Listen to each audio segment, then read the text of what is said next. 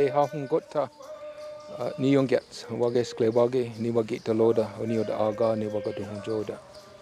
My name is de hahungota in the Oneida language, and that means that there's two paths that I'm going through simultaneously. And to me, it's like being in our world, the traditional world, and then also understanding this world that we live in today. I walk both those paths. I'm from the Bear Clan, Wage Sklewage, and Onioda Aga, that's the people of the Standing Stone, what today we call the Oneida Nation.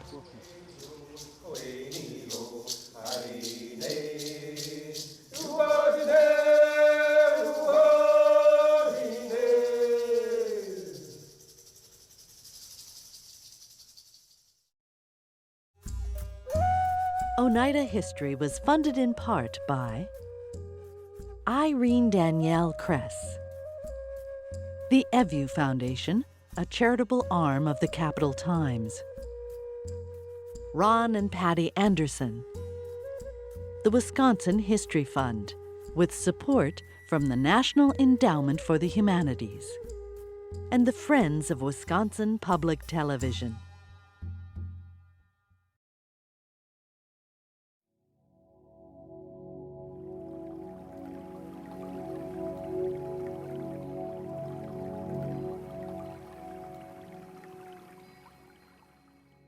When you talk about who we are as people, I could talk for days, but I'm trying to wrap it up in a little bitty nutshell to kind of give you some insight, I guess, or just the understanding, as to who the Oneida people are.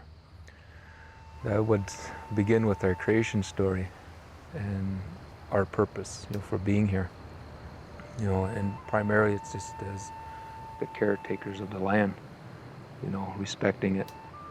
And I think the key is that everything, every plant, every tree, every animal, every bug, everything that's on the Mother Earth, what we call our Mother the Earth, the animals, is that each and every one was created for a purpose, and was given a responsibility for being here by what we call Sungwaya Diesel in our language, the one who created us. And our understanding is that the human being, they were the very last things created. Different colors, different sizes, different languages, and different customs, just like everything in creation. They talk about that web of life, everything's connected. And so our creation story teaches us about respecting everything. It teaches us about responsibility that we have as the human beings, as protectors and caretakers of this natural world.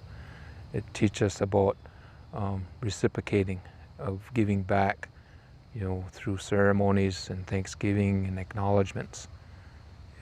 And the key, I think the most important part of it is the relationship, that the Creator had intended for us to have this relationship, intimate relationship with all of creation, all of the human families. Over time, different teachings have come to our people. The Lodinoshoni Ha'aga, what we say in our language, is the people of the Longhouse, what contemporary people call the Iroquois. But there's a number of Iroquois nations, and each one has retained some information. The Mohawks, Oneidas, Onondagas, Cayugas, and Senecas, and later on the Tuscaroras. And what I've been doing for the last 25 years is trying to learn all of them and combining them so it gives a clearer picture of who we are.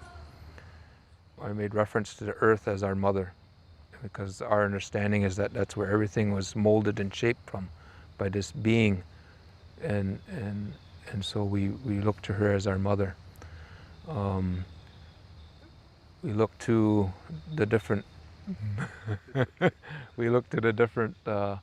greater forces around us, and there's relationships there. The thunders are our grandfathers. There's a story behind that, The stars are our relatives. There's a story behind that. The sun's our elder brother. There's a story behind that. The moon's our grandmother. There's a story behind that. There's a story connected with everything, and it's all rolled up into that creation story. As time progressed and people began to multiply, different people went off into different directions. And in our oral tradition, it tells us that we originally came from the southwest area. It talks about this great river that we crossed that ran north and south. It went off into the northeast, it tells us, and that different nations arose from that. And when the nations began to identify themselves as geographically from where they lived, in our homelands in New York, we became known as the Onayo de Aga, the people of the standing stone or granite.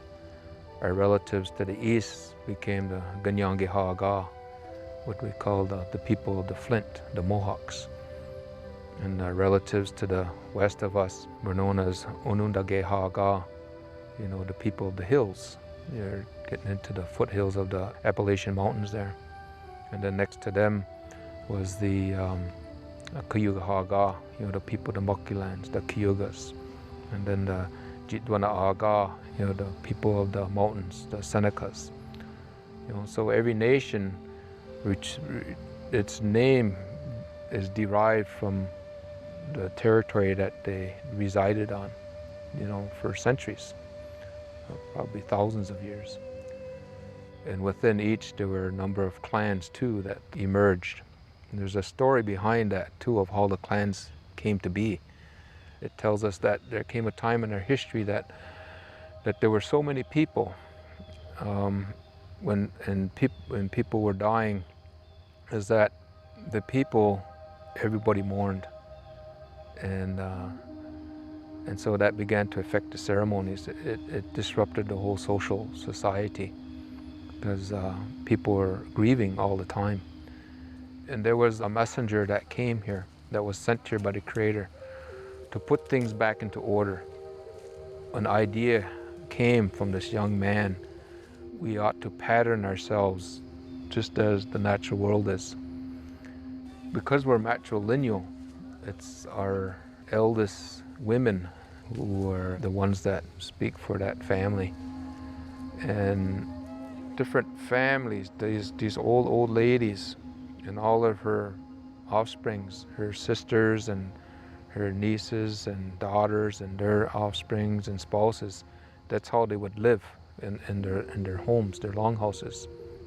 Matriarchally, the man would go and live with them when they marry in.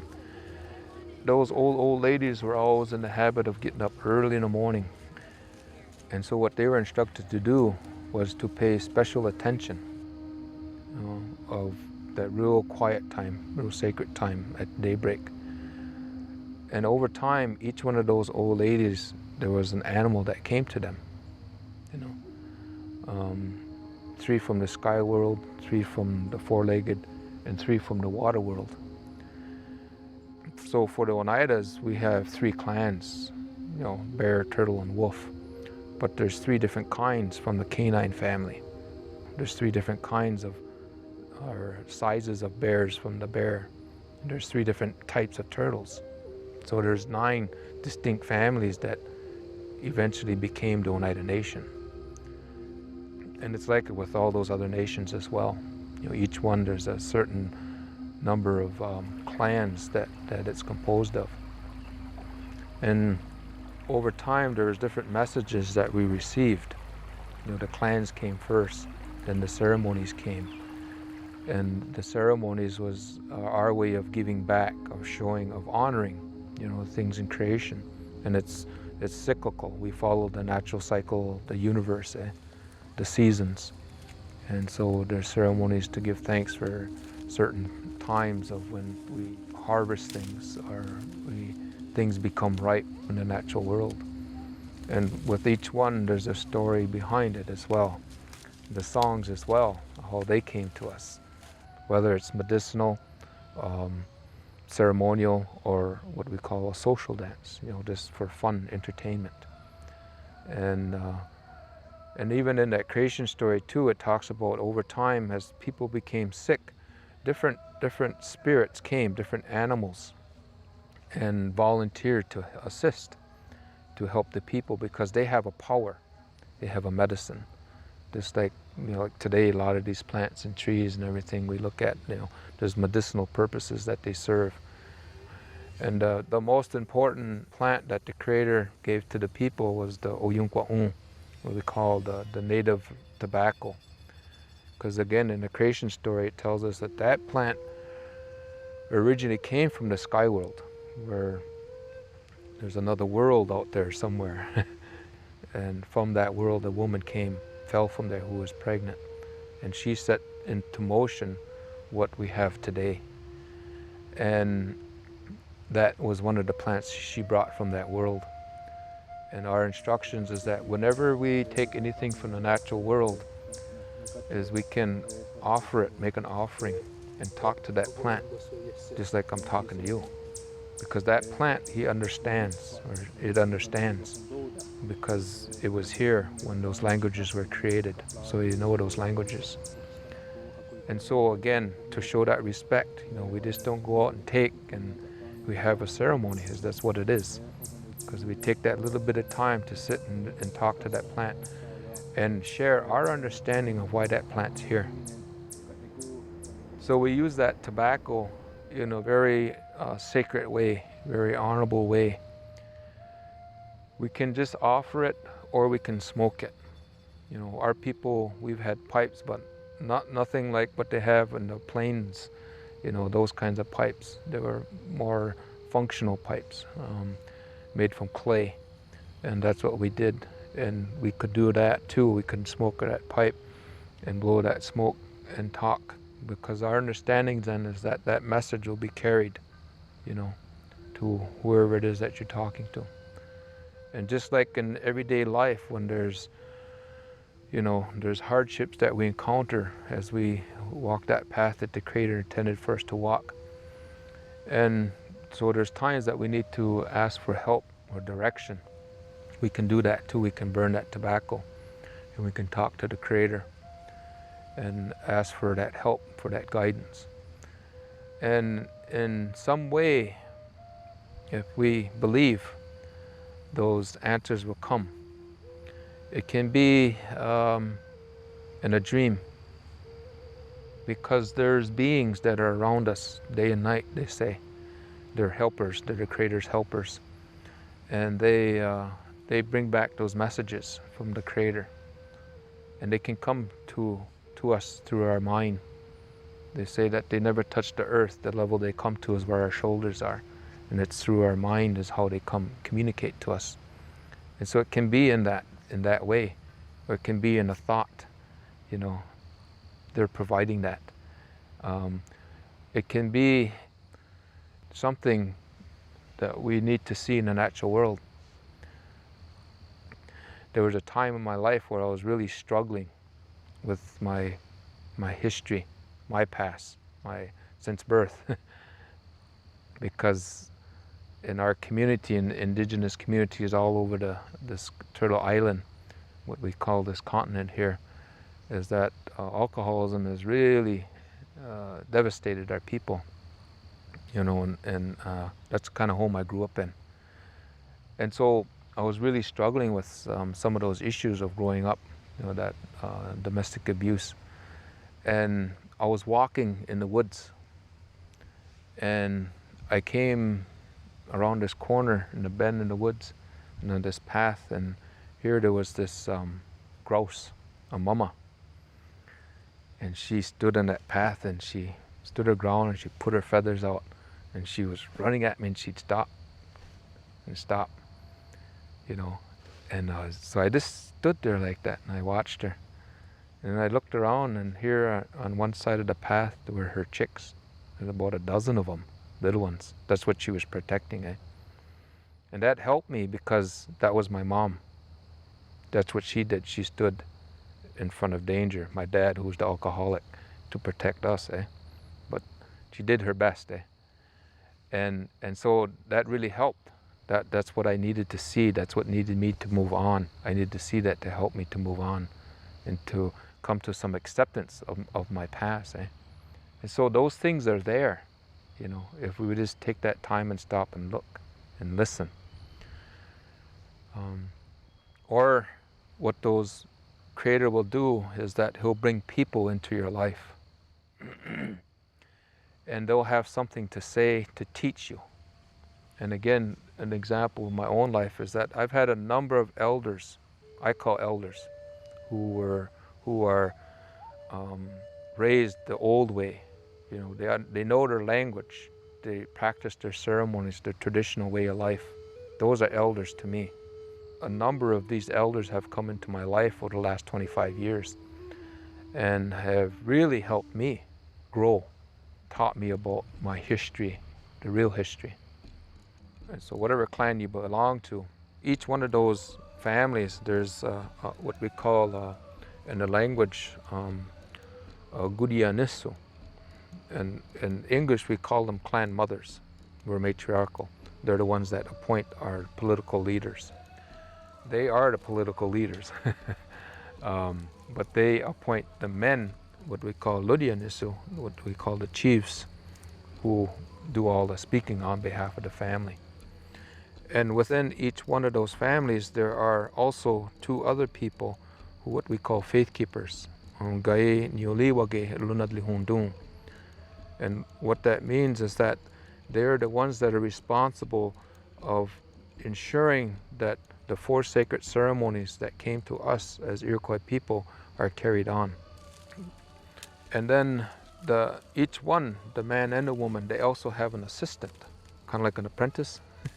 Because if we, especially like I'm grandpa now, my third one is going to be born tomorrow. And you get a whole different perspective on life when you start having grandchildren, because you're doing more observing than taking care of. And our elder people, they can see that in children. They can see what their gift is. Like I was saying in the creation story, everything here the Creator put here, placed here, planted, has a purpose for being here. The same is true with the human beings. Each and every one of us too is here for a reason. That's the old belief. Not everybody is a teacher. Not everybody is a singer. Not everybody, is a leader, have those characteristics or qualities to be that. You're born with that. And so what those old people did, those elders, they would watch the children as they're growing up.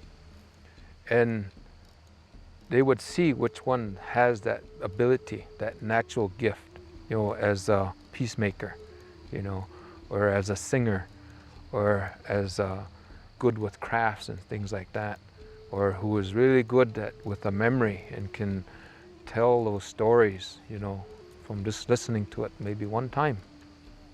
The old people, they can see that in the children. And so then they're kind of groomed then, they're steered in that direction. Maybe eventually that person's going to be that clan mother. So she'll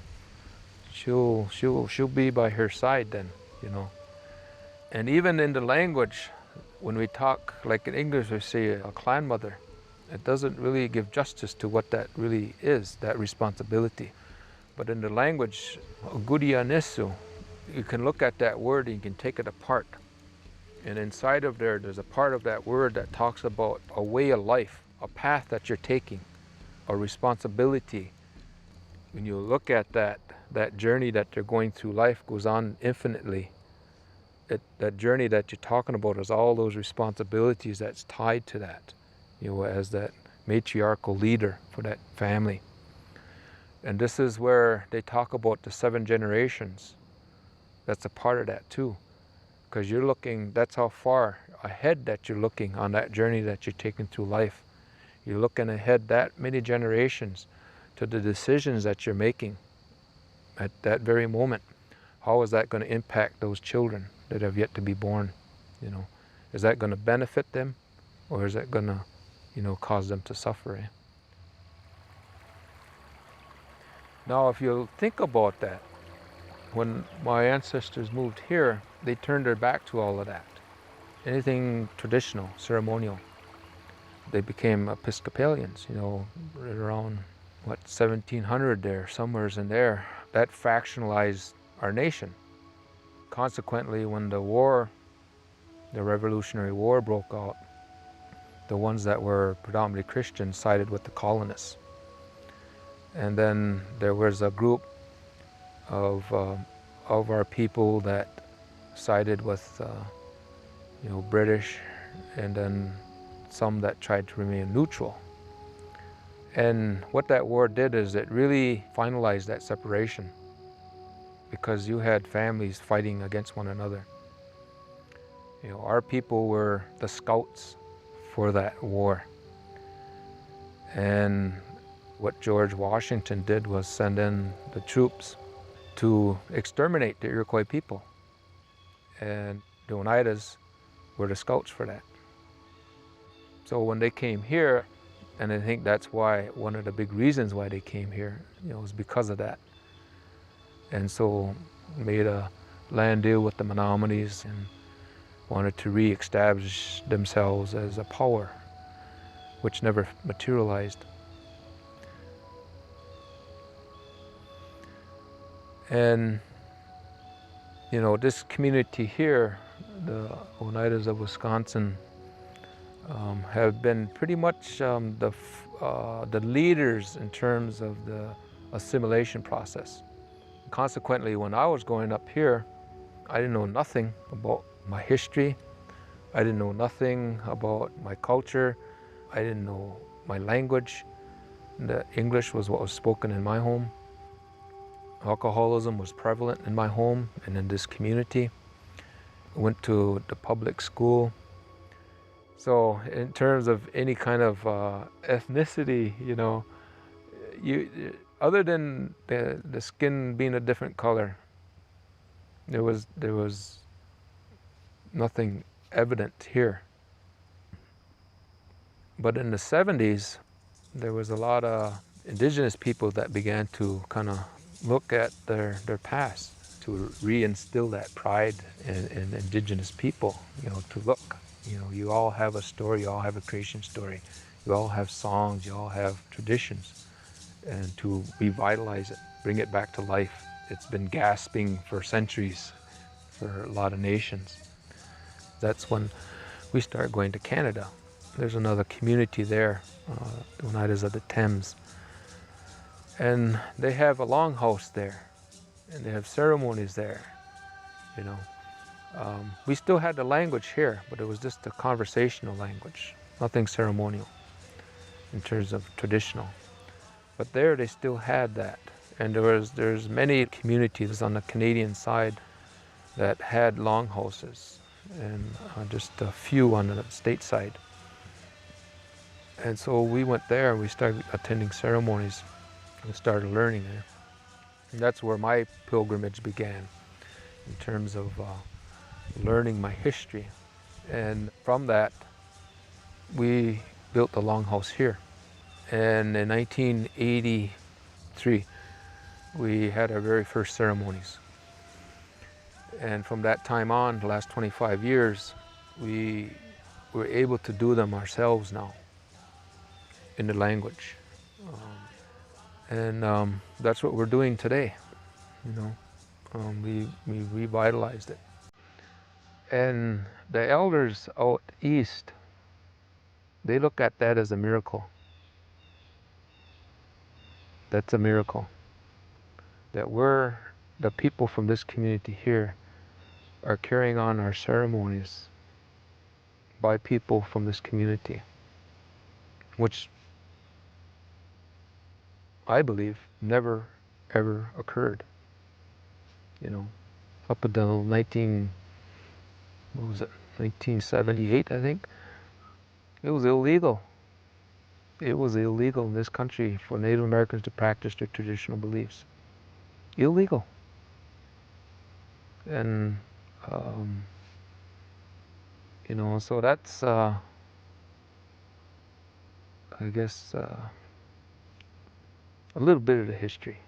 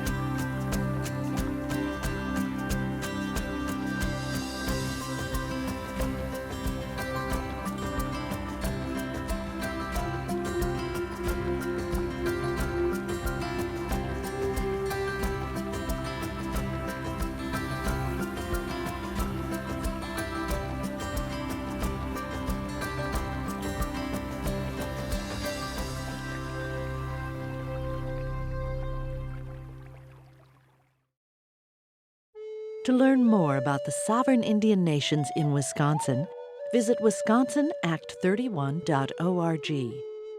To purchase a DVD of this and other Tribal Histories programs, visit WPT.org or call 800-422-9707. Oneida History was funded in part by Irene Danielle Kress, the Evu Foundation, a charitable arm of the Capital Times, Ron and Patty Anderson, the Wisconsin History Fund, with support from the National Endowment for the Humanities, and the Friends of Wisconsin Public Television.